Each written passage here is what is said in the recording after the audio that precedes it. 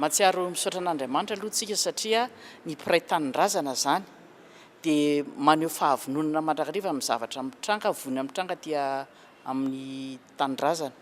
ka ny tamin'ny dia tany zany a dia nisy fihaonana tokoa tamin'ny diaspora dia nanao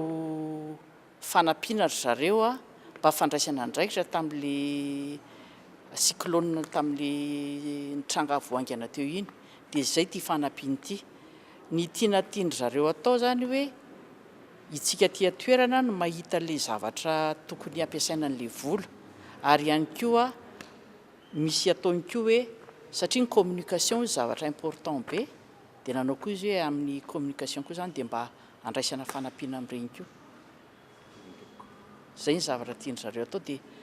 misaotra sy makasitraka satria zay fanomezan-tanana zay zany ny zava-dehibe mahatsiary hoe inona ny zavatra azo atao a ho an'ny mpiray tanin-drazana ho an'izay tratra ny vony.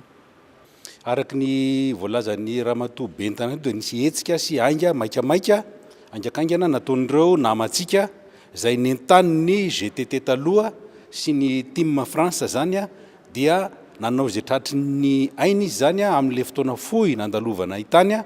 dia navita n'io fanampiana io a ary nolazainy mazava tsara fa hoe ho an'ny famonjena an'ireo traboina havana traboina zany a sy anampiana kely any koa ho an'ny fanaovana communication na ny serasera. Raha ny teny an'izay a dia nisy rafitra efa nisy zany tao a niainga tamin'izay a kanefa somary ravarava dia niorona vaovao na miaina vaovao a niorona indray zany le izy a niainga vao a Paris a ary isandrahaka erany la Frantsa mihitsy zany io rafitra efa nisy io zany a ka niezaka ao atao